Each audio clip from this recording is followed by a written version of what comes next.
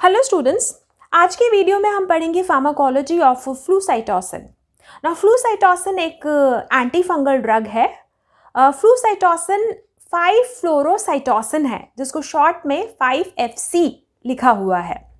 Now 5 flucytosine या फिर हम कहें फ्लूसाइटोसिन एक प्रो ड्रग है, क्योंकि ये अपने आप में इनएक्टिव है।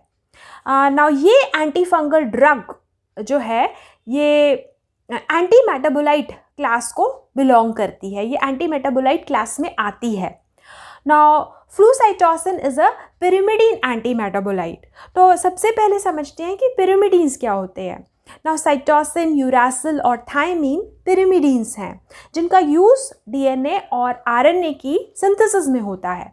नाउ फ्लूसाइटोसिन थायमीन न्यूक्लियोटाइड की सिंथेसिस को रोकता है और इसीलिए इसको पिरिमिडीन एंटी मेटाबोलाइट कहते हैं। नाउ फ्लूसाइटोसिन फंगल आरएनए और फंगल डीएनए की सिंथेसिस को रोकता है। अब समझते हैं फ्लूसाइटोसिन का मैकेनिज्म ऑफ एक्शन।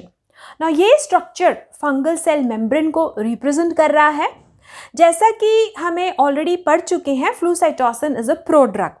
ना एक फंगल प्रोटीन साइटोसिन परमिएस फ्लूसाइटोसिन को फंगल सेल के अंदर ट्रांसपोर्ट करता है। ना फंगल सेल के अंदर एक एंजाइम साइटोसिन डीअमाइनेज इनएक्टिव फ्लूसाइटोसिन को एक्टिव 5-फ्लोरोयूरासिल में कन्वर्ट करता है। ना ये एंजाइम साइटोसिन डीअमाइनेज ये ह्यूमन बींग्स में नहीं पाया जाता। नाउ 5-फ्लोरोयूरासिल फर्दर 5-फ्लोरोडीऑक्सी यूरिडाइलिक एसिड में कन्वर्ट होता है। नाउ 5-फ्लोरोडीऑक्सी यूरिडाइलिक एसिड एंजाइम थायमिडाइलेट सिंथेसेस को इरिवर्सिबली इनहिबिट कर देता है। नाउ थायमिडाइलेट सिंथेस एंजाइम के इनहिबिशन की वजह से थायमीन न्यूक्लियोटाइड नहीं बन पाता। नाउ यहाँ पर डीऑक्सी थायमिडीन 5 मोनोफॉस्फेट एक थायमीन न्यूक्लियोटाइड है। तो थायमिडाइलेट सिंथेस के इनहिबिशन की वजह से ये थायमीन न्यूक्लियोटाइड नहीं बन पाता और इसी वजह से फंगल डीएनए का सिंथेसिस भी नहीं होता।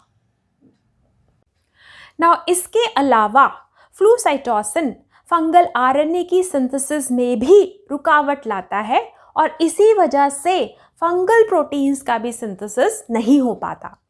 नाउ यूरासिल भी एक पिरिमिडीन है जो कि आरएनए की सिंथेसिस के लिए ज़रूरी है।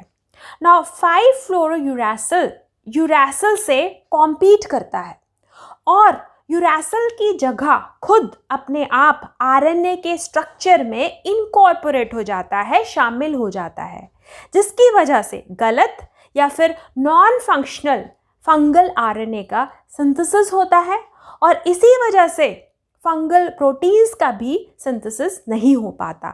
सो flucytosine inhibits synthesis of fungal DNA, fungal RNA and fungal proteins. So flucytosine is fungistatic, ये फंगस की ग्रोथ को रोकता है। तो this is the mechanism of action of flucytosine. अब फ्लूसाइटोसिन के कुछ इंपॉर्टेंट फार्माकोकाइनेटिक फीचर्स स्टडी कर लेते हैं। Flucytosine is administered orally, it is well absorbed on oral administration. Now body के फ्लूइड्स में फ्लूसाइटोसिन डिस्ट्रीब्यूट हो जाता है और साथ ही साथ ये सेरिब्रोस्पाइनल फ्लूइड में भी पहुंच जाता है। फ्लूसाइटोसिन की हाफ लाइफ 3 to 6 आवर्स है। फ्लूसाइटोसिन का एलिमिनेशन रीनल यानी कि किडनीज से होता है और इसीलिए अगर पेशेंट में रीनल इम्पेयरमेंट हो तो फ्लूसाइटोसिन की डोज को एडजस्ट करना ज़रूरी होता है।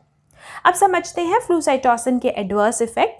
ना जैसा कि हमने पहले भी समझा था, एंजाइम साइटोसिन डीअमाइनेज जो कि इनएक्टिव फ्लूसाइटोसिन को एक्टिव 5-फ्लोरोयूरासिल में कन्वर्ट करता है, वो ह्यूमन बींग्स में नहीं होता, पर बोन मैरो सेल्स फ्लूसाइटोसिन को 5-फ्लोरोयूरासिल में कन्वर्ट कर देते हैं और इसी वजह से flucytosine bone marrow depression produce करता है और जिसकी वजह से हो सकता है ल्यूकोपीनिया, थ्रोम्बोसाइटोपीनिया, अनीमिया इसके अलावा ऐसा अनुमान लगाया जाता है कि इंटेस्टाइन का जो माइक्रोबियल फ्लोरा है वो भी फ्लूसाइटोसिन को 5-फ्लोरोयूरासिल में कन्वर्ट करता है और जिसकी वजह से होती हैं गैस्ट्रोइंटेस्टिनल डिस्टर्बेंसेस जैसे कि गैस्ट्रोएंटेराइटिस और डायरिया।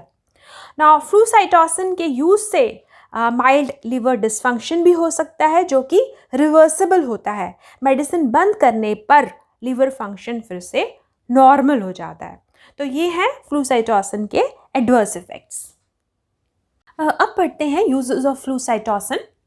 फ्लूसाइटोसिन एक नैरो स्पेक्ट्रम फंगीस्टैटिक है ना। फ्लूसाइटोसिन को अकेले मोनोथेरेपी की तरह यूज़ करने पर बहुत जल्दी रेजिस्टेंस डेवलप हो जाता है और ये ड्रग अपना असर दिखाना बंद कर देती है और इसीलिए फ्लूसाइटोसिन को दूसरी एंटी फंगल ड्रग्स के साथ कॉम्बिनेशन में यूज़ किया जाता है।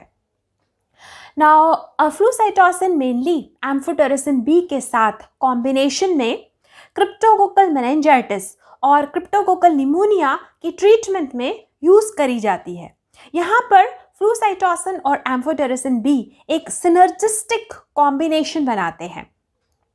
ना एम्फोटेरिसिन बी एक पॉलीन है जो कि फंगल सेल मेम्ब्रेन में प्रेजेंट एर्गोस्टेरॉल से बाइंड करता है और उनको बाइंड करने के बाद फंगल सेल मेम्ब्रेन में पोर्स या फिर छेद बना देता है और इन छेदों के थ्रू फ्लूसाइटोसिन पास होकर आसानी से फंगल सेल के अंदर पहुंच जाती है।